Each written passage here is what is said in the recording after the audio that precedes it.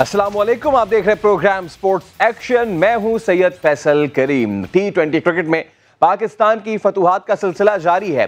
शाहीनों ने बांग्लादेश को दूसरे T20 में 8 विकेटों से कामयाबी से हराया और सीरीज का तीसरा और आखिरी मैच कल ढाका में खेला जाएगा। अब पाकिस्तान सीरीज तो जीत चुका है, मगर क्या आखिरी T20 में पाकिस्तान जो बेंच पर बैठे हैं खिलाड़ी उनको मौका देगा? यह है भाई बहुत बड़ा सवाल। क्या सरफराज अहमद कल मैच खेलेंगे? क्या शाहनवाज धानी, जिनके हवाले से बहुत कहा जा रहा है कि अब इन्हें मौका मिलना चाहिए, तो क्या ये मौका कल आएगा? और इसके अलावा इफ्तिखार अहमद जो मोहम्मद हफीज के तौर पे मुतबादिल के तौर पे टीम में आए थे, लेकिन इन्हें दोनों मैचेस नहीं खिलाए गए। नेशनल T20 के बेहतरीन खिलाड़ी भी वो थे। क्या वो कल खेलेंगे या फिर उस्मान कादिर जो वर्ल्ड कप से पाकिस्तान टीम के साथ हैं और अभी तक वो एक मैच भी नहीं खेल पाए हैं? सवाल ये कि क्या शादाब की जगह इन्हें मौका मिलेगा? ये तो कल ही पता चलेगा जब मैच कल दोपहर 1 बजे शुरू होगा। अब करते हैं प्रोग्राम को बाकायदा आगाज। और बांग्लादेश के खिलाफ पाकिस्तान लगातार जीत तो दर्ज करता ही जा रहा है, लेकिन पाकिस्तानी बॉलर्स बहुत ज़्यादा अग्रेशन का शिकार नजर आ रहे हैं। और एक बार फिर शाहीन शाह अफरीदी का अगर जिक्र करें तो उन्हें छक्का पड़ा था, उन्होंने बैट्समैन पर गुस्सा निकाला और ऐसा निकाला कि उन्होंने अगला बॉल कराया, बैट्समैन ने बॉलर्स बैक ड्राइव खेला और उन्होंने बॉल बैट्समैन की जानिब थ्रो कर दी, जो बल्लेबाज की पिंडली पर लगी और फिर सबने देखा कि वो आनन फानन गिर गए थे। आईसीसी ने अब कोड ऑफ कंडक्ट की खिलाफ वर्जी पर मैच फीस का 15% जुर्माना भी आयद कर दिया है। शाहीन शाह अफरीदी पर मैच फीस का 15% जुर्माना और 1 डीमेरिट पॉइंट दिया गया है। दूसरे T20 के दौरान शाहीन शाह अफरीदी ने गेंद थ्रो की थी जो बांग्लादेशी बल्लेबाज आफिफ हुसैन के पांव पर लगी थी, जिसके सबब वो नीचे गिर गए थे। पहले T20 में नूरुल हसन को पवेलियन जाने का ये इशारा करने पर हसन अली को भी 1 डीमेरिट पॉइंट मिल चुका है। हालांकि शाहीन शाह अफरीदी ने उसके बाद मैच खत्म होने के बाद वो गए और उन्होंने फिर माजरत भी की। पहले हम जरा देख लेते हैं कि किस तरीके से बॉल किया शाहीन शाह अफरीदी ने। बैट्समैन ने डिफेंसिव स्ट्रोक खेला और शाहीन ने पलटते ही बॉल मार दी और आन की आन में वो बैट्समैन जो है वो गिर गए, ये आप देख सकते हैं। इसके बाद फिर शाहीन शाह अफरीदी ने बाद में मैच के बाद गए और वो अफीफ से गले भी मिले, उन्होंने माजरत भी की, लेकिन अब उन्होंने जो है वो माजरत कर ली है, लेकिन उन्हें इसका खमियाजा भुगतना पड़ गया है क्योंकि उन्हें मैच फीस का 15% जुर्माना भी लग गया है और 1 डीमेरिट पॉइंट भी उन्हें मिल चुका है। इससे पहले वाले मैच में भी आपको याद होगा कि हसन अली को भी डीमेरिट पॉइंट मिल चुका है और उन्हें भी जुर्माना लगा था जब उन्होंने आउट किया था Bangladeshi wicket keeper batsman Nurul Hasan को, और आउट करने के बाद उन्होंने इस तरीके का इशारा किया था। तो पाकिस्तान और बांग्लादेश के दरमियान जो अब मामला चल रहे हैं उसके हवाले से भी हम आगे चल के बात करेंगे, लेकिन आपको दिखाते हैं कि किस तरीके से शाहीन शाह अफरीदी ने बॉल की और उसके बाद बैट्समैन की जानिब थ्रो किया था। ऐसे में पाकिस्तान और बांग्लादेश के दरमियान तीसरा T20 खेला जाएगा कल। कौमी टीम ने वाइट वॉश पर अब नजरें जमा ली हैं और इसके साथ साथ जो टेस्ट स्क्वाड है उसमें शामिल खिलाड़ी वो भी ढाका पहुंच चुके हैं। ऐसे में शादाब खान ने बाबर आजम से लफ्जी हिसाब तो पूरा कर दिया। ट्वीट किया कि अभी बुढ़ा नहीं हुआ हूं मैं। दूसरे T20 में शादाब खान ने नजमुल हुसैन का शानदार कैच पकड़ा था। और अगर आपको माजी में ले जाएं तो याद होगा आपको कि वर्ल्ड कप में वेस्ट इंडीज के खिलाफ वार्म अप मैच था और इस पर बाबर आजम ने शादाब पर जुमला कसा था कि तुम बूढ़ हो गए हो। वो याद होगा आपको कि जब एक शॉट खेला गया था और शादाब ने वो फील्ड किया था, रनआउट के लिए थ्रो किया था, उसमें वो थोड़ा सा लेट हो गए थे, जिस पे बाबर ने कहा था कि यार तुम बूढ़े हो गए हो। अब हुआ ये कि ढाका में जो कल खेला गया दूसरा T20 उसमें शादाब ने किया नजमुल हुसैन का शानदार कैच और फिर उन्होंने इस कैच की तस्वीर को कर दिया ट्वीट और उन्होंने लिखा कि जी ये तो टीम वर्क है और साथ ही ये भी लिखा कि एक जरूरी बात, बुढ़ा नहीं हुआ अभी मैं। अब एक और मुद्दा, बाबर आजम शादी कब करेंगे, कमाते कितना हैं, रहते कहाँ हैं, रोल मॉडल कौन है? पीसीबी ने बाबर आजम से मुतालिक गूगल पर सर्च किए जाने वाले सवालात की एक वीडियो जारी की है। बाबर ने कौन कौन से सवालात के जवाब दिए और कौन से सवाल का जवाब गोल किया, देखिए। तो उम्मीद है कि बहुत सारे लोगों को उनके सवालात के जवाब मिल गए। आगे बढ़ते हैं। पाकिस्तान की टेस्ट टीम में कमबैक करने के बाद ओपनर इमामुल हक का पहला इंटरव्यू। बोले जब कमबैक होता है तो खिलाड़ी थोड़ा नर्वस तो होता है, कमबैक से बहुत कुछ सीखा है, ज़हनी तौर पर मजबूत हो गया हूँ। इमाम उल हक ने हमारे नुमाइंदे कादिर ख्वाजा को इंटरव्यू दिया, देखिए। बहुत शुक्रिया इमाम, हमें टाइम देने का। टेस्ट स्क्वाड में आपकी वापसी हुई है और बांग्लादेश के खिलाफ 2 टेस्ट मैचेस पर मुश्तमिल सीरीज है। बांग्लादेश की पिचेस भी काफ़ी स्लो हैं, बांग्लादेश के बॉलर जो है वो काफ़ी मुश्किलात पेश करते हैं बल्लेबाजों को, हरीफ बल्लेबाजों को, और आसान खरीफ नहीं है बांग्लादेश अपने होम ग्राउंड में। तो आप कैसी तैयारी कर रखी है? डोमेस्टिक में भी आपने बड़ी अच्छी परफॉर्मेंस दी है, तो कितनी तैयारी है बांग्लादेशी बॉलर्स को फेस करने के लिए? देखें, फ़र्क तो ऐसा कोई नहीं है। 2 से 3 सीरीज़ मेरी टेस्ट सीरीज़ मिस हुई है और अल्हम्दुलिल्लाह 4 ईयर्स से वनडे जो है मैं कंटिन्यूसली खेल रहा हूँ।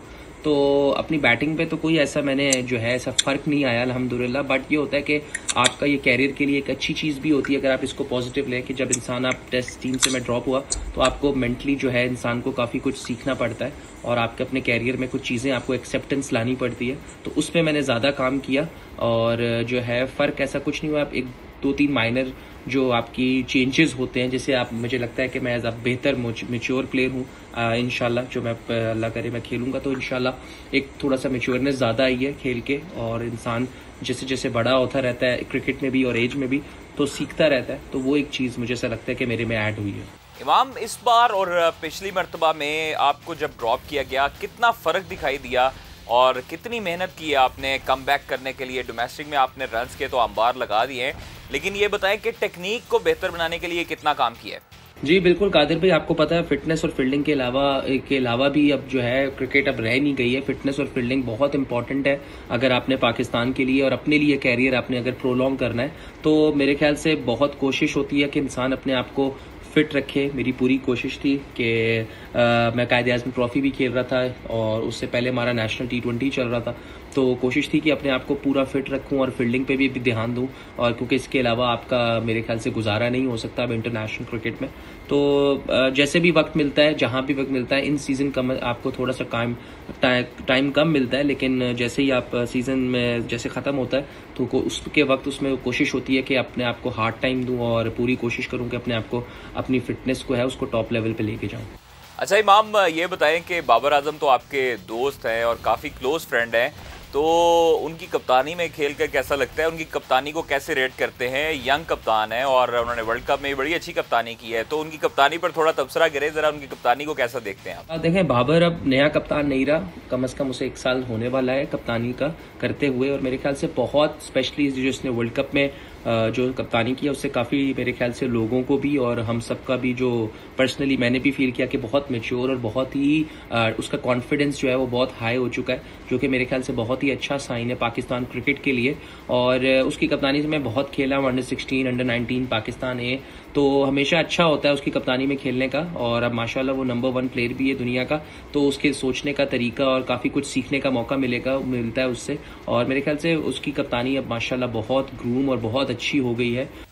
इमाम, हमने देखा था कि PSL 6 में आपको इतने मौके नहीं मिले PSL 6 पे खेलने के लिए पेशावर ज़ल्मी की तरफ से, लेकिन अब जो है वो PSL 7 आ रहा है, और कितनी तैयारी कर रखी है आपने? कितना तैयार हैं PSL 7 के लिए, और किस फ्रेंचाइज़ के लिए खेलने को आप बेताब हैं कि इस फ्रेंचाइज़ के साथ खेलना बाकी है या इस फ्रेंचाइज़ के साथ खेलना चाहिए? देखें, PSL का इंतज़ार सबको ही रहता है, और लास्ट ईयर अनफॉर्चुनेटली इतना मुझे PSL के जो दूसरा लेग था उसमें मौका नहीं मिला, और डिपेंड नहीं करता कि मैं किस फ्रेंचाइज से खेलता हूँ। मेरी पूरी कोशिश है, मैंने बलूचिस्तान के लिए भी अभी कैप्टनसी की है और मुझे अच्छा लगा, काफ़ी एक नई चीज़ थी और मुझे मज़ा भी आया, और अल्हम्दुलिल्लाह मैं काफ़ी वर्क कर रहा हूँ अपनी T20 क्रिकेट में, और इंशाल्लाह मुझे जब भी जहाँ भी चांस मिलेगा किसी भी फ्रेंचाइज के लिए तो इंशाल्लाह उसमें काफ़ी बेहतरी आएगी इंशाल्लाह। इमाम, कायद-ए-आज़म ट्रॉफी में हमने देखा है कि बल्लेबाजों ने काफ़ी रन्स बनाए हैं, रन्स के अंबार लग चुके हैं और हर बल्लेबाज परफॉर्मेंस दे रहा है, अच्छी परफॉर्मेंसेस देखने को आ रही हैं, खासतौर पर बैटर्स की जानिब से।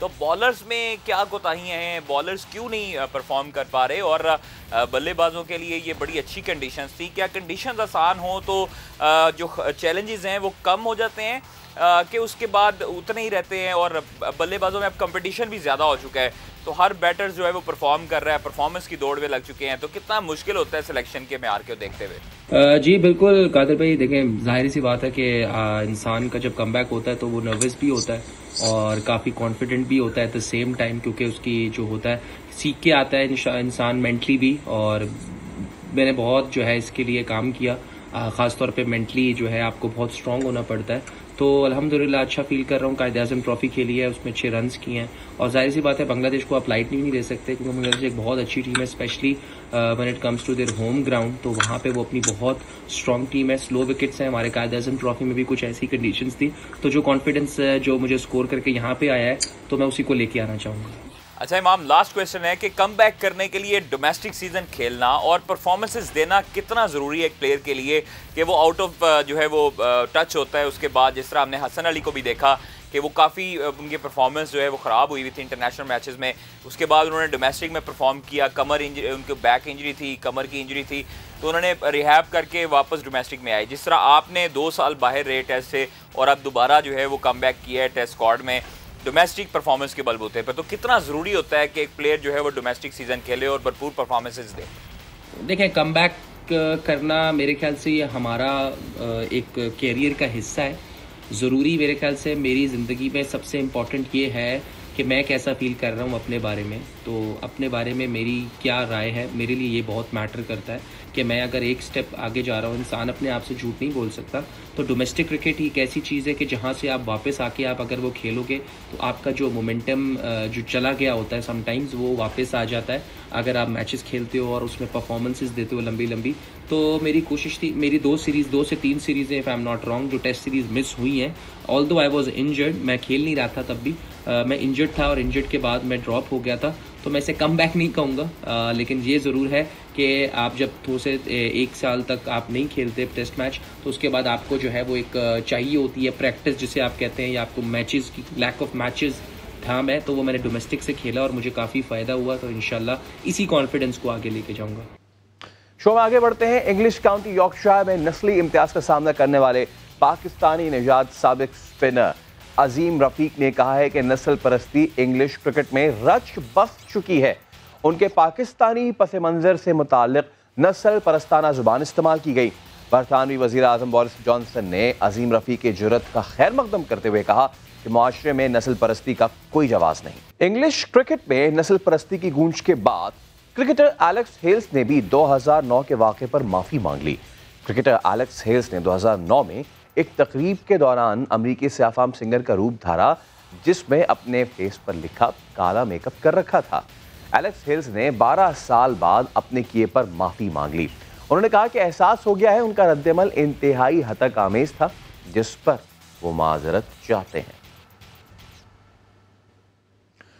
और आईसीसी ने जेफ ऑलडाइस को सीईओ मुकर्रर कर दिया। जेफ ऑलडाइस 8 माह से कायम मुकाम सीईओ के तौर पर काम कर रहे थे, जिन्हें अब मुस्तकिल चीफ एग्जीक्यूटिव का ओहदा दिया गया है। जेफ ऑलडाइस 8 साल तक जनरल मैनेजर क्रिकेट भी रहे। उनका कहना था कि सीईओ का तकर्रुर होना एजाज़ है। तमाम बोर्ड मेंबरान के साथ मिलकर खेल की तरक्की के लिए काम करूंगा। एतमाद करने पर आईसीसी चेयरमैन और बोर्ड का मशकूर हूं। कुछ बात करेंगे फुटबॉल की। इंग्लिश प्रीमियर लीग में क्रिस्टियानो रोनाल्डो की टीम मैनचेस्टर यूनाइटेड 5वां मैच हार गई। वॉटफोर्ड ने मैनचेस्टर यूनाइटेड को 4-1 से शिकस्त दी। लिवरपूल और चेल्सी ने अपने अपने मैचेस जीत लिए। स्पोर्ट्स सेक्शन से आज के लिए इतना ही। दीजिए इजाजत। अल्लाह हाफिज।